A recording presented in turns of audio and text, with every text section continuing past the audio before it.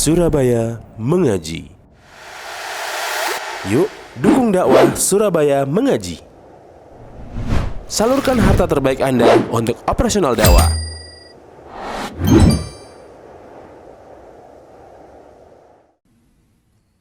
Kenapa kita tidak dihidupkan di zaman itu, di tempat itu, dan menjadi sahabat Nabi-Nya? Kenapa? Karena hati kita nggak layak untuk menjadi sahabat atau pendamping Nabi-Nya alaihissalatu wassalam. Ini riwayat Abdullah bin Mas'ud. Innallaha yanzuru ila qulubil ibad.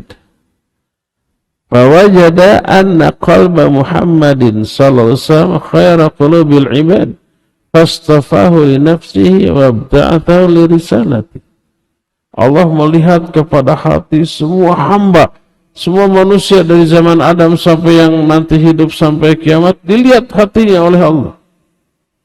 Allah temukan hati Muhammad SAW sebaik-baik hati manusia. Allah pilih dia untuk dirinya dan Allah utus dia untuk membawa risalahnya. Jadi kenapa orang yang diutus menjadi akhir zaman itu orang yang namanya Muhammad bin Abdullah yang lahir di Mekah, hidup di Mekah, Madinah. Kenapa beliau yang dipilih? Kenapa tidak kita gitu ya? Karena beliau hatinya terbaik. Kalau kita dengan hati seperti ini jadi nabi, wah kacau agama yang kita bawanya. Thumma yanzuru ila qulubil ibad ba'da qalbi Muhammadin sallallahu alaihi wasallam fawajada anna quluba ashabi khaira qulubil ibad. Lalu Allah melihat lagi hati-hati manusia-manusia lain.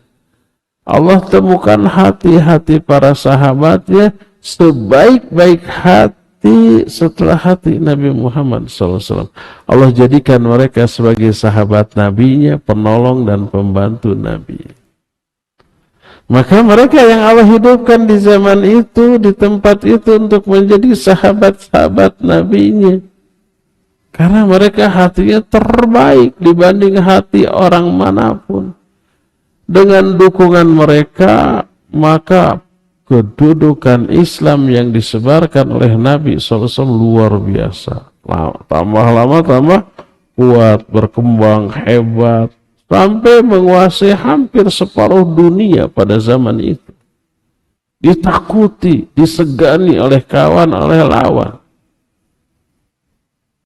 Nah, kalau kita dengan hati yang seperti dihidupkan di Mekah atau di Madinah, belum tentu kita muslim, belum tentu kita mukmin.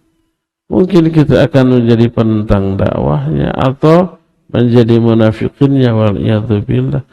Alhamdulillah Allah menghidupkan kita di zaman ini, di tempat ini. Jadi ujian dan cobaan yang Allah berikan ke kita tidak sehebat yang Allah berikan kepada para sahabat. Kalau iman seperti kita memperoleh ujian sehebat ujian para sahabat, nggak mampu kita, ya. Nah, jadi para sahabat hatinya paling bersih. Kemampuan bahasa Arabnya jago, orang Arab. Kecerdasannya tidak perlu diragukan. Para sahabat orang-orang cerdas. Tapi ketika mereka memahami ayat dengan otaknya, dengan akalnya, dengan rohnya, salah paham. Seperti hadis ini, ayat ini. Dan banyak ayat-ayat lain yang disalahpahami.